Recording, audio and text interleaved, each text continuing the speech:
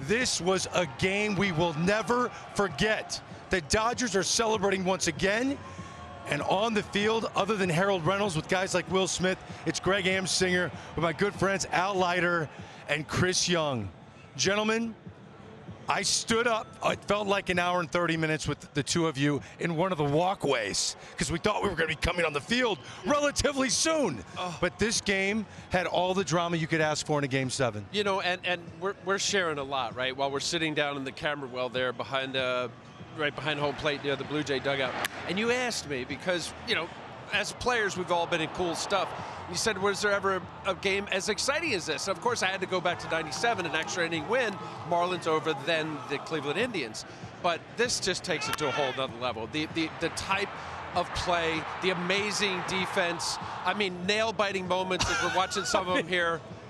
I mean, there was multiple, at least two moments that the Toronto Blue Jays could be and should be hoisting the trophy, but obviously they're not. And then we got back-to-back world champions with the Dodgers. This was the best World Series of my lifetime. The plays that were made right here. Pages coming up. Ernie Clement, in his mind, probably assuming I just potentially hit a walk-off grand slam to win the World Series. Pages goes and gets it. Will Smith once again coming up huge in the 11th inning.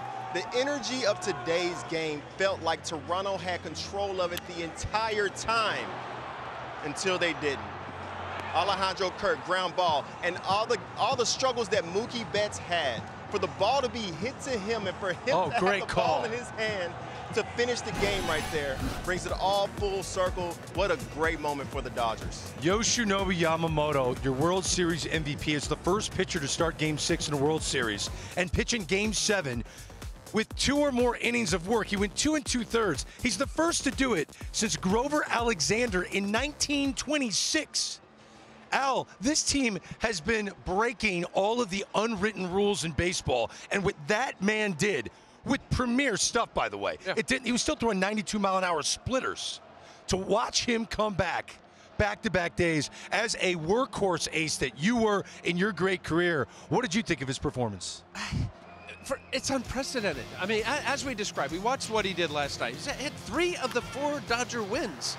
Yamamoto, of course, well-deserved. But guys, this is not a guy who's a turn it over and he's a two-seamer and he's tricking guys. Yes, he's got the great split, and the cutter, and the curve. He's throwing 97 tonight. He threw 98 pitches last night? No, this I've never seen. It's crazy. And yes, the moves that they made. I mean, Dave Roberts, Pages coming in there. Edman in center, I don't know. Does he make that play or not? Rojas has been unbelievable at second base. But this is, for me, the story. No question about it, because it's almost unhuman for him to do what he did. Physically, it's not easy, guys. You pitch it, you start a game, you throw a lot of pitches, trying to grind to get major league hitters out, and what he did tonight, I've never seen it. I don't think we'll ever see it. It changes the way we look at modern pitching. If there are so many young men that are watching this World Series game that pitch on their middle school team, on their high school team, on their college baseball team, and their minor league team, and to see this guy who's not 6'5" and 240 pounds like you. This is a smaller guy. To do what he did was incredible. Greg, let's take it to another level. How often do we hear pitchers going, oh, he's at 98 pitches, bigger to get somebody up. Oh, he's got 105 pitches. He threw back-to-back. And not just an inning or get a couple outs. This is incredible. It really is. It's just something, I don't know if this is going to become the norm, but so impressive. And here's the other scary part. This is year 2, as Magic Johnson you see there, part of this incredible ownership group. This is year 2 of the Ohtani era in Los Angeles. 2 world championships. I don't know if this Dodger team collectively, offensively, will play worse in another World Series. See why? I don't know. This group, how many times do we talk in this game? Ohtani's locked in. Betts is locked in. Freddie Freeman. It was all the other moving parts of the Dodgers that were able to hold off one of the great, most resilient teams I've seen from the American League in a while, the Toronto Blue Jays, to win back-to-back World Series. I got to come at you, Greg. You're saying this is the Ohtani era. This is the Ohtani and Yamamoto era right here. Ooh, okay. Both two came as essentially a package deal here in LA, and collectively as a pair, they've won 2 World Series together. Yamamoto, 3 wins in this World Series. You need 4 to take it all to the house. For him to step up in that spot, not many other starting pitchers in the game. Dave Roberts is even making contact with a lot of other pitchers in the game. Yamamoto wanted the ball. He was warming up a few games ago in a game, an 18-inning game, wanted the ball right after pitching.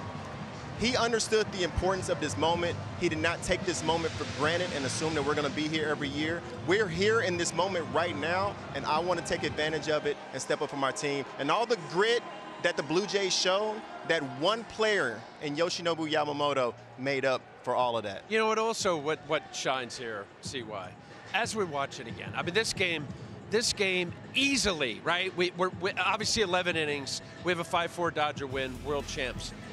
But how close and intricate and every nuance of the game, and I know we're going to get into it, but IKF, a secondary lead at third base, less than 2 outs, gets thrown out, bang, bang, goes to the replay.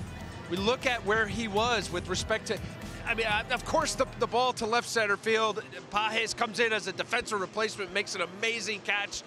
They were 2 outs away, and then the 9-hole hitter, Miggy Rojas. We're talking, man, should Andy Pages be hitting? Should he be hitting right now instead of Miggy Rojas?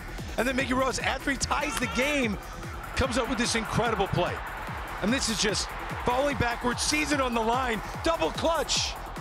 On his back foot, this is Miggy Rowe initially came, the reason he's playing is because Pages was struggling in center field, and now look how far IKF is off of third base right here. Come on, when you're trying to score, you have to see where Muncy is, the distance that Muncy is from third base.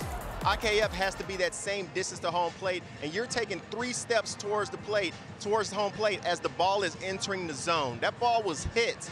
He's just a few feet off of third base. Miggy Rowe gets caught on his back foot, makes a good throw, absolutely, but that play should be much closer right there. When you're talking about this level and where we are in baseball, a super team in the Dodgers, we could go at length as to how the roster was made up and how they ultimately won with a guy who wasn't even in there. They changed the lineup up. Betts moves down. You take Pages out. You put Edman in center. Rojas ends up hitting a game-timing home run. Yeah. Come on, man, on a 3-2 slider. Right. I mean, and then again, the IKF, that they win the game. You can say Jeff Hoffman, 3-2 slider, gives up a game-tying home run in the ninth. I mean, this is a classic. It's an instant classic. Yes. Without question. Yes. We have Lawrence Giamatti on the field talking to the world champs, including their manager, Dave Roberts. Let's start to that. Oh, Dave Roberts, congratulations. Weren't we just here last year? We were just here last year, a little bit north of the border, obviously. I mean, you look at this journey that we had. We started out in Tokyo, ended north of the border in Canada, going to a Game 7, coming out of the wild card series. And, you know, it looked bleak at times, but our guys never wavered, remained steadfast, kept believing in each other. Who would have thought Miggy Rowe would hit a homer to tie it up? And then what Will Smith does, and just the fight, the pitching performance from Yamamoto, 1 day off, goes 3 innings for the win. It's just guys, we asked more than guys have ever been asked to do stuff, and then they all delivered. It was just, I'm just so proud of these guys. I really am. I couldn't get over Yama. After 96 pitches, I just saw you hug him and say something to him. What did you say, Dave? I just told him I'm so proud of what he's done for me, for this organization, and he's got the heart of a lion, and he just does it. No moment's too big, and you know, I just can't say it. I mean, this is stuff that Sandy Koufax did. I mean, this is crazy stuff, so I'm just grateful to be a part of this great organization. Your guys say you teach them so much. What do they teach you, Dave? You know what? I just think that they taught me to continue to believe in them. And I just, you know, I believed in those guys, and when they go about playing the game the right way, caring about each other, then I'm all in. Enjoy every second, Dave. Congratulations. Thank you so much. Lauren, thank you so much. All right, we have a tough task, guys. You ready for this? We're going to have to break this entire game down. A game that gave Dave Roberts his 69th postseason victory. Trying to run down Hall of Famer Tony La Russa and Hall of Famer Joe Torre. Dave Roberts already on the Hall of Fame highway.